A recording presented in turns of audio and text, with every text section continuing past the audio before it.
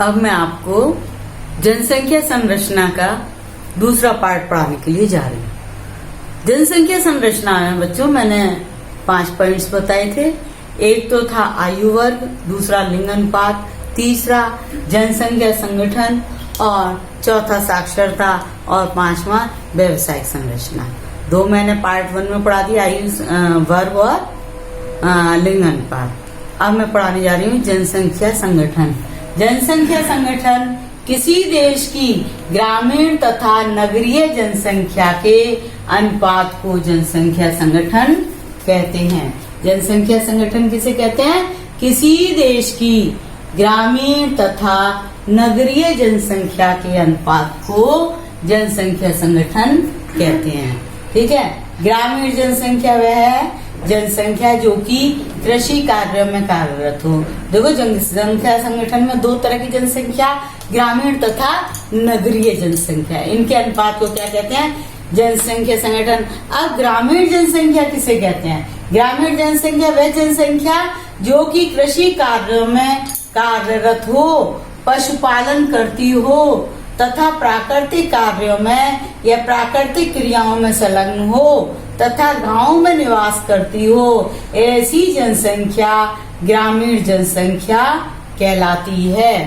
पूरे विश्व की 50% से कम के लगभग जनसंख्या ग्रामीण जनसंख्या है।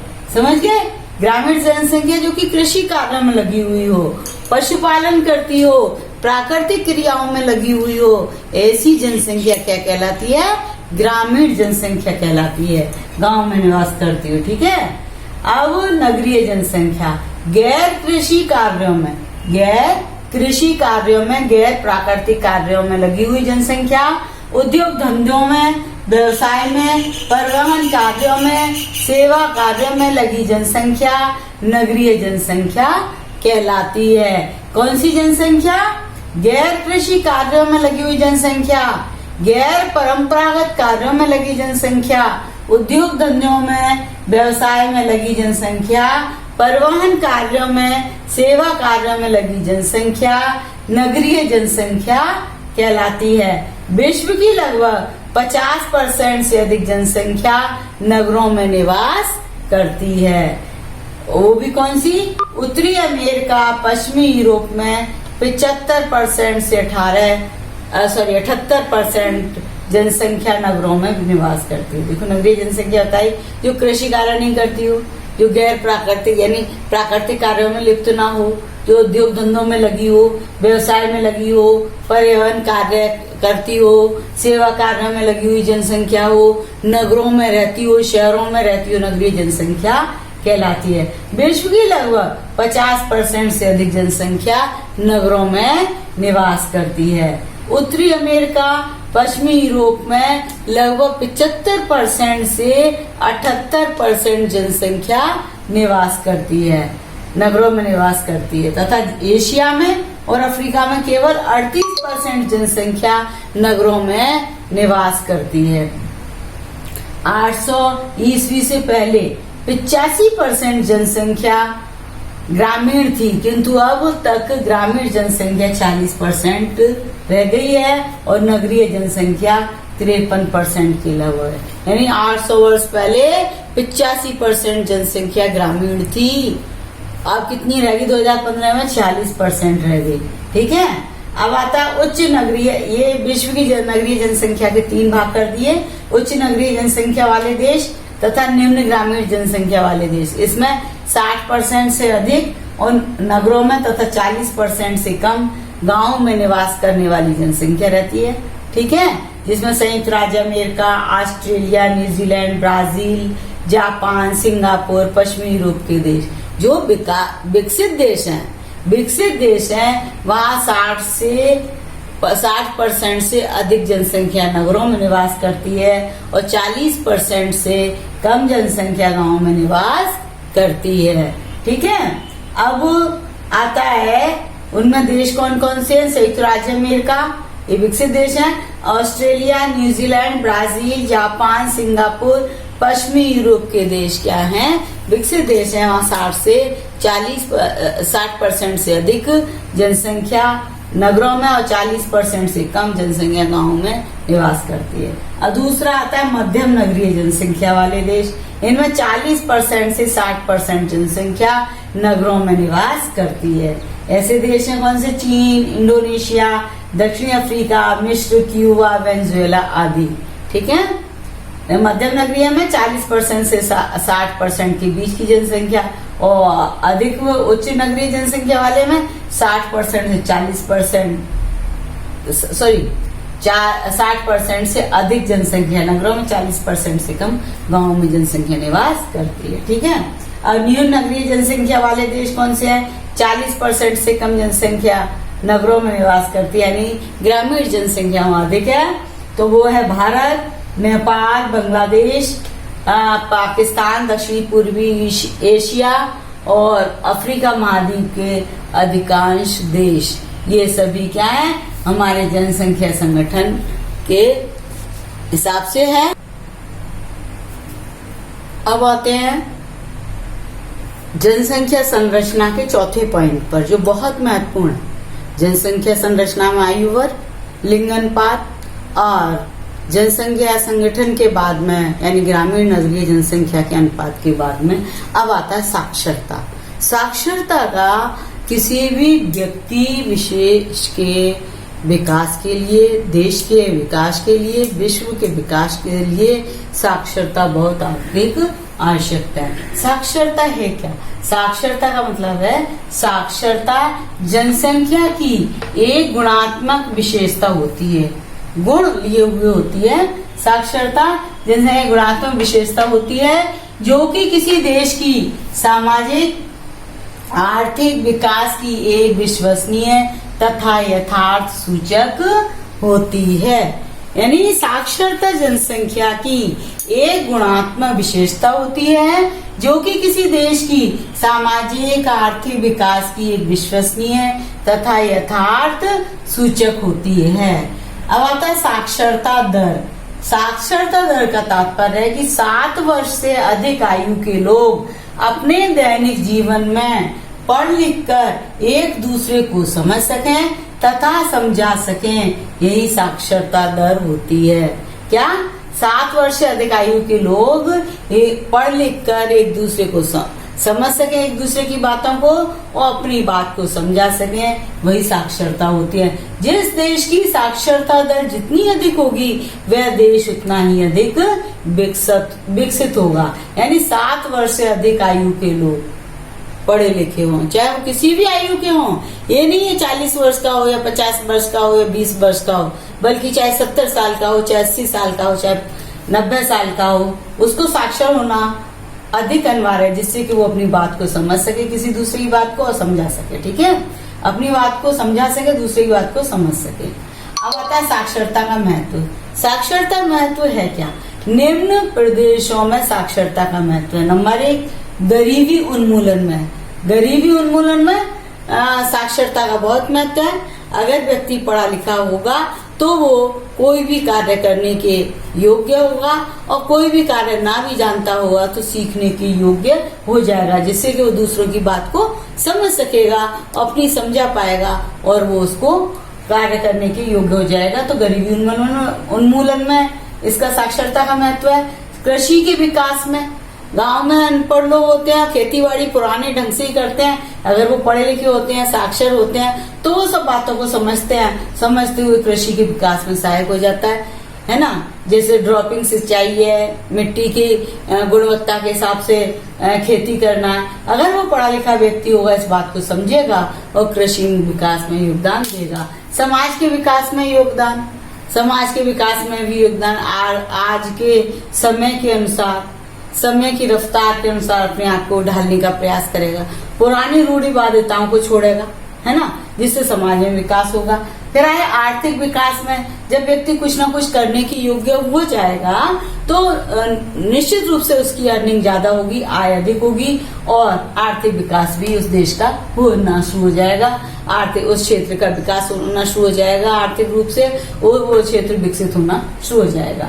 जनसंख्या नियंत्रण में सहायक, जनसंख्या नियंत्रण में भी सहायक हो जाएगा। वो समझेगा 1 बच्चा हो, 2 बच्चे हो, उसके बाद में 10 बच्चे हो, 10 बच्चों पे खर्चा कहाँ से करेगा, उस बात को समझेगा। इसलिए वो जनसंख्या नियंत्रण में सहायक हो या 1 या 2 बच्चों को अपनाने वाली प्रक्रिया अपनाएगा। व्यवसाय में सहायक, किसी भी व्यवसाय को वो करना चाहेगा। जैसे घरेलू स्तर से वो बहुत कुछ जानती हैं, महिलाएं बहुत सारे कार्य कर सकती हैं, चार पापड़ मोंगड़ी वगैरह का ये व्यवसाय कर सकते हैं। पढ़ी लिखी होंगी तभी तो कर पाएंगी, सारा हिसाब किताब, नहीं तो शुरू में घाटा खा जाएंगी। तो ये क्या होगा, इसमें व्यवसाय में सहायक हो जाएगा। व्यक्तित्व के विकास में, जब व्यक्ति पढ़ा लिखा होगा, साक्षर होगा, तो उसका व्यक्तित्व विकसित रहेगा। ठीक है, हर एक कोई उसकी इज्जत भी करेगा। इस तरीके से ये साक्षरता का बहुत महत्व है। अब आता है साक्षरता को प्रभावित करने वाले कारण। किस कारण से साक्षर होना अति आवश्यक है? वही आर्थिक विकास का स्तर बढ़ जाता है, नगरीकरण हो जाता है। पढ़ा लिखा व्यक्ति होता है गाँव में भी, वो अपने हिसाब से ग्रामीण क्षेत्रों को ढाल लेता है। जीवन स्तर में वृद्धि हो जाती है, महिलाओं की सामाजिक स्थिति अच्छी हो जाती है, विभिन्न प्रकार की सुविधाओं का उसको पता लग जाता है, सरकारी नीतियों को, विभिन्न प्रकार की सरकारी नीतियों को समझने लगता है, सब बातों को समझता है। तो इसका प्रभावित करने वाले ये कारक होते हैं। विश्व में 100% साक्षरता वाले देश हैं Australia, Japan, Finland, Norway, Sweden, Denmark आदि। तो यहाँ पे 100% साक्षर है व्यक्ति, और ये विकसित देश में आते हैं ये सारे। ठीक है, फिर विश्व में साक्षर जनसंख्या का प्रतिशत 77% है। विश्व में कुल साक्षर जनसंख्या, कुल जनसंख्या का 77% है साक्षर जनसंख्या, और जबकि इनमें इन देशों में 100% है। अब आए विकसित देशों में उच्च साक्षरता, उच्च अर्थव्यवस्था, उच्च नगरीकरण, उच्च मानवीय सूचकांक, उच्च जीवन प्रत्याशा 100% साक्षरता के कारण ही है। जो विकसित देश हैं वहां पर उच्च साक्षरता के कारण ही क्या है, उच्च अर्थव्यवस्था है, उच्च पोषणीय विकास है उनका, उच्च नगरीकरण है, और उच्च मानवीय सूचकांक है, जीवन प्रत्याशा भी उच्च रहती है, और 100% साक्षरता के कारण ही विकसित देशों में, इन विकसित देशों में। ठीक है, अब आए विकासशील देश, विकास की ओर साक्षरता के कारण ही अग्रसर हो रहे हैं। अब विकसित देशों में साक्षरता प्रतिशत बढ़ रहा है। ठीक है, अब इसके देश भी विकास की ओर अग्रसर होते, विकासशील होते जा रहे हैं। ये सब क्या है, साक्षरता के महत्व हैं। ठीक है, इनको बच्चों आप ढंग से तैयार कर लें। टिप्पणी आ सकती है इसमें, साक्षरता के ऊपर टिप्पणी लिखिए। टिप्पणी आती है तो उसमें ये सारा देना पड़ेगा, अर्थ देना पड़ेगा, दर देनी पड़ेगी, महत्व और प्रभावित करने वाले कारक, विश्व में साक्षरता वाले देश 100%, विश्व में साक्षरता प्रतिशत, विकसित और अविकसित देशों में आगे विकास की ओर बढ़ने का कारण, ये सब इसमें आने जरूरी है। अब आता है 5वां पॉइंट, जनसंख्या संरचना का 5वां पॉइंट। 2 पॉइंट होते हैं, प्रथम भाग में आयु वर्ग और लिंग अनुपात, और इसमें जनसंख्या संगठन, द्वितीय पार्ट में जनसंख्या संगठन, साक्षरता, जनसंख्या की व्यवसायिक संरचना। ठीक है, तो 5वां पॉइंट आ रहा है व्यवसाय, जनसंख्या की व्यवसायिक संरचना। इसका मतलब इसमें विश्व की कुल जनसंख्या का विभिन्न व्यवसायों, विभिन्न आर्थिक क्रियाओं तथा कार्यों में संलग्नता का अध्ययन किया जाता है। व्यवसायिक संरचना किसका अध्ययन किया जाता है? कुल जनसंख्या का विभिन्न व्यवसायों, विभिन्न आर्थिक क्रियाओं तथा कार्यों में संलग्नता का अध्ययन किया जाता है। अब इसमें आता है सक्रिय जनसंख्या। ये बच्चों, ये छोटे छोटे क्वेश्चंस में आता है। सक्रिय जनसंख्या किसे कहते हैं, कार्यशील जनसंख्या किसे कहते हैं, अति विकसित देशों में कौन सी जनसंख्या लगी हुई है, प्राथमिक द्वितीयक व्यवसाय में कौन से देश लगे हुए हैं, तो कौन से देशों की जनसंख्या, ऐसे क्वेश्चंस आते हैं। वो सारे क्वेश्चंस ही मैंने इसमें डाल दिए हैं। सक्रिय जनसंख्या, सक्रिय जनसंख्या किसे कहते हैं? इसमें परिश्रम युक्त कार्यों तथा जीविकोपार्जन करने वाली जनसंख्या जो कि आर्थिक रूप से कार्यों में लगी रहती है, सक्रिय जनसंख्या कहलाती है। वापिस सुना, इस सक्रिय जनसंख्या किसे कहते हैं? इसमें परिश्रम युक्त कार्यों तथा जीविकोपार्जन करने वाली जनसंख्या जो कि आर्थिक रूप से कार्यों में लगी रहती है, सक्रिय जनसंख्या कहलाती है। अतः सक्रिय जनसंख्या के आनुपातिक वितरण को जनसंख्या की व्यवसायिक संरचना कहते हैं। यानी व्यवसाय संरचना किसे कहते हैं? सक्रिय जनसंख्या के आनुपातिक वितरण को जनसंख्या की व्यवसायिक संरचना कहते हैं। सक्रिय जनसंख्या क्या है? परिश्रम युक्त कार्यों में तथा जीविकोपार्जन करने वाली जनसंख्या जो कि आर्थिक रूप से कार्यों में लगी रहती है, सक्रिय जनसंख्या कहलाती है।